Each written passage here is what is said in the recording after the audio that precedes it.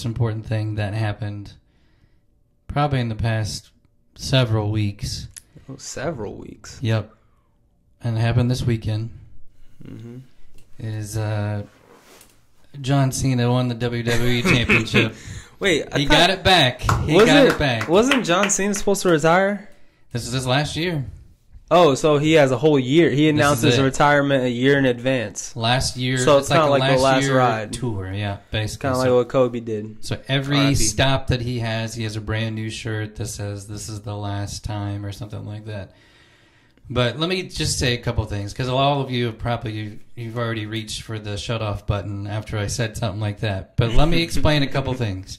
First of all, I understand WWE is a scripted deal. Clearly it's not real, but I will tell you this. I've gotten back into it a little bit when they got back on Netflix. So Raw's on Netflix, plays every Monday night. It's tonight. And I will tell you, it's entertainment. Okay, so there's there's cheesy parts. Yes, there's things that are like...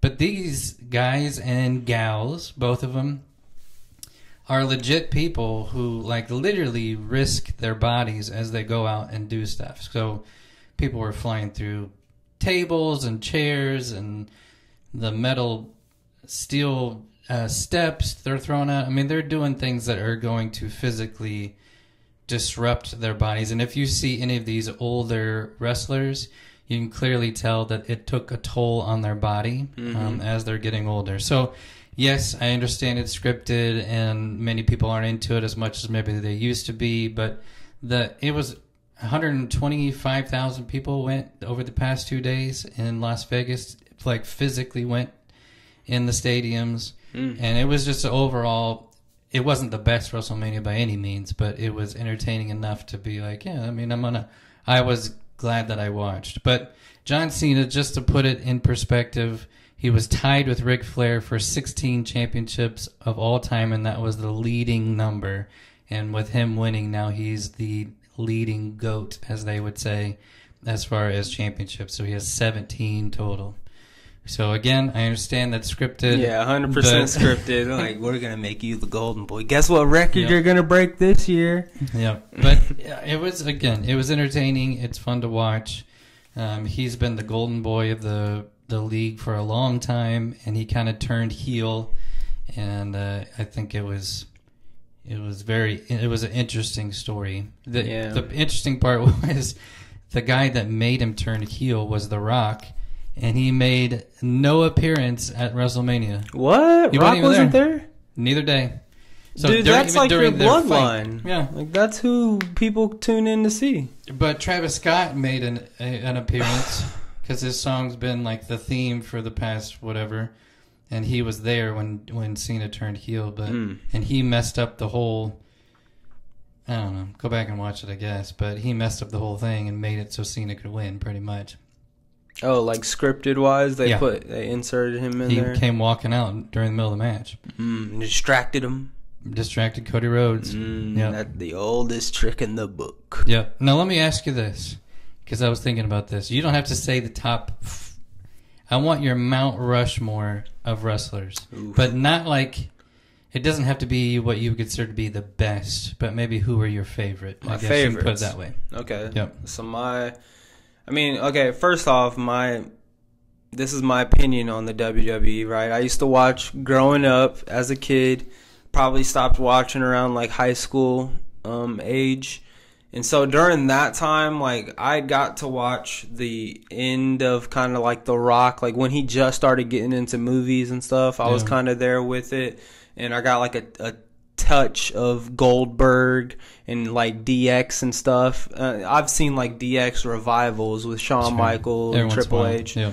But like that was kind of my era. It was like Batista and Rey Mysterio, Chris Jericho, Edge. Like those are the people that I watched. And so going back from that night, I remember like I used to have the wrestling toys and stuff. Me and my dad used to watch it all the time. Like I was actually watching WWE enough to be like, okay, back then I feel like there was a lot more wrestling. There was a lot more unique kind of like not interviews, but like off the mat type of interactions that you would have with people, like, you know, raising the drama, creating the feud, stuff like that. Like, The Rock was great on the mic. And so there was a lot of like betrayals left and right, which I know that's still a common theme today. But I feel like, you know, I haven't watched enough of this era. I sat down and I watched like a couple of episodes maybe in the past like 5 years. And so I don't know a lot about it, but I will say I do feel like there's a lot more talking. I feel like back in the day too, like obviously it was still fake, it was still scripted, but it was fake in the sense that when someone punched you, they kind of pulled a little bit off of it, but it was still connecting to your face. And, you know, it still would probably hurt a lot more. You know, like Big Show, whenever he'd slap people across the chest, like that's a real slap. I feel like whenever I was watching today, and not necessarily for a slap's sake, like they probably still do that, but there's a lot of times where I can like clearly see whenever someone, you know, jumps from the top rope and lands on them, like they're cradling themselves to make sure nobody gets hurt. Yeah. Whenever people jump off. You know to watch that stuff now. Like when you're a kid, like you don't know to even like look for the fakeness in it. But now it's like your eyes are more open to I knew wrestling was fake. I knew wrestling. That's the thing. Like I know now how fake it is. The same as when I was growing up, I still knew it was fake. Like that's how my dad explained it to me whenever we were watching it. Because I also watched UFC, and so I was like, "That's the fake stuff." Chuck Liddell knocking someone unconscious is the real stuff. That's the real stuff, right? But today, you know, like if someone is about to heel kick you in the face or whatever, like you can see it's aimed towards the chest, but they still act as if it hit them right across the jaw. And like it's just little things like that. And maybe I do notice more nowadays, who knows, but I feel like that's more abundant, them like taking care of each other.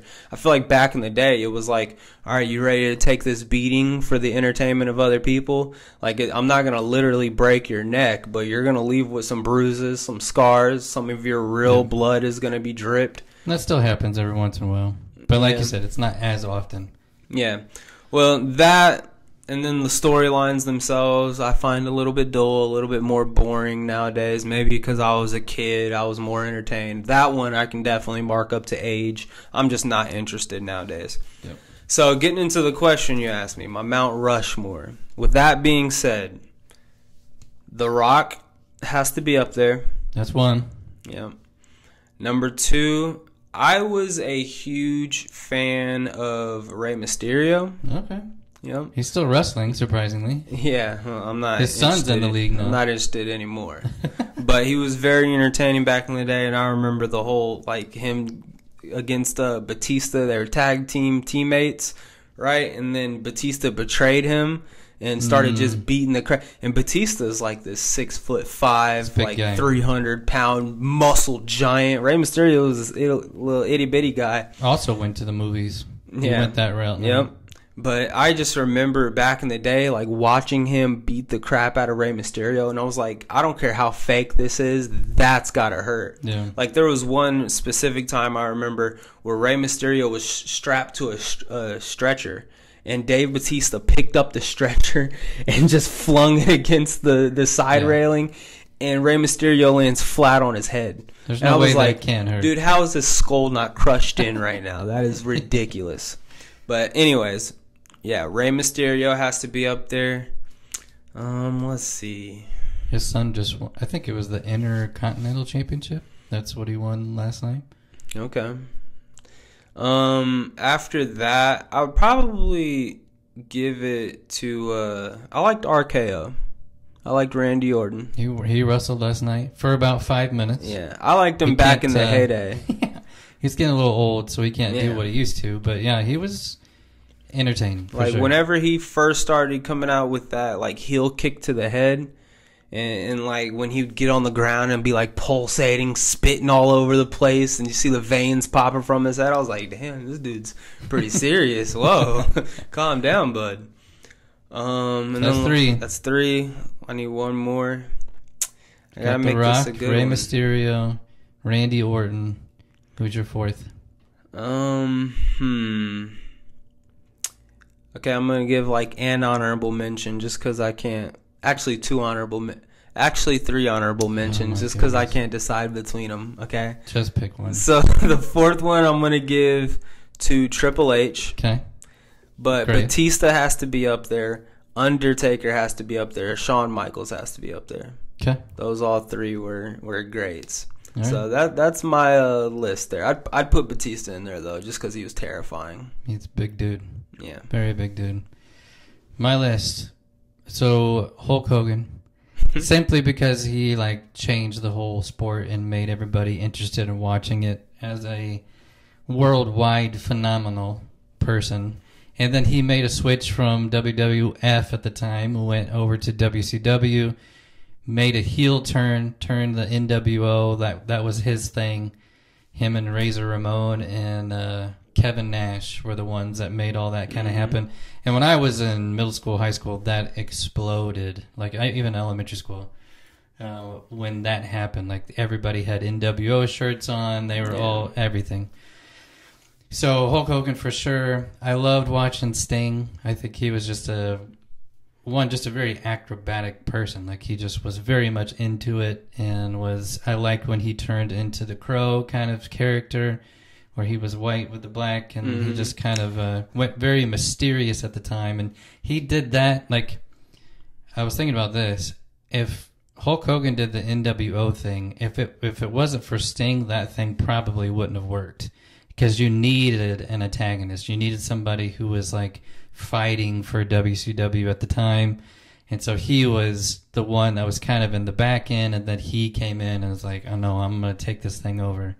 And it made it very interesting. Sting, only time I've ever seen Sting was like him super old, barely able to move. And I've seen like the old clips. I find them very funny when someone's wearing like a Sting mask and you see it's a mask, but then he pulls off the mask and it's actually still the same paint and it's actually Sting. Same him. Yep. I always found that funny. Well, he made a return a little bit at it was WWE, and he wrestled Triple H. Remember that at WrestleMania? I think we watched that one. But he was, it was old, and he ended up losing, I think. But so those two for sure. You mentioned Undertaker. Undertaker, I just like him because he's very, he was huge, and he was a great fighter, and he had always the cool walkouts, the screen, the whole stadium goes black, and then nobody knows exactly where he's at. So those three for sure. I think you could have a toss-up of people that I enjoyed watching. I didn't get to see a lot of the Ultimate Warrior, but he was a cool character and was very energetic. Yeah, I used to have his toy. Yeah. So he looked cool. He was ripped, and he was just crazy in the ring, just all over the place. So he was pretty fun to watch. So those would probably be my top four. But I just remembered one. Which one? I gotta take out Dave Batista. Okay. Jeff Hardy. Jeff Hardy, yeah, Hardy brothers. Jeff Hardy was my boy. Yep, they were crazy. Yeah. They were ones that were willing to, like you said, and we've spent now 15 minutes talking about WWE. I know. This was supposed to be a quick little segment, Isaac. But the thing is, just a quick reminder, these people are putting their bodies on the line, and the Hardy Boys were definitely those, to where they didn't care. They were just willing to do whatever it took to entertain the audience, and you hope they got paid enough to then try to recover years later. Jesus. Yeah, man. Them and the Dudley brothers. Is that what, Dudley brothers? Dudley? Yeah. Douglas? Or were they the like ones that dressed in camo? Yeah. I think it's Dudley. They were the best tag teams. Yeah.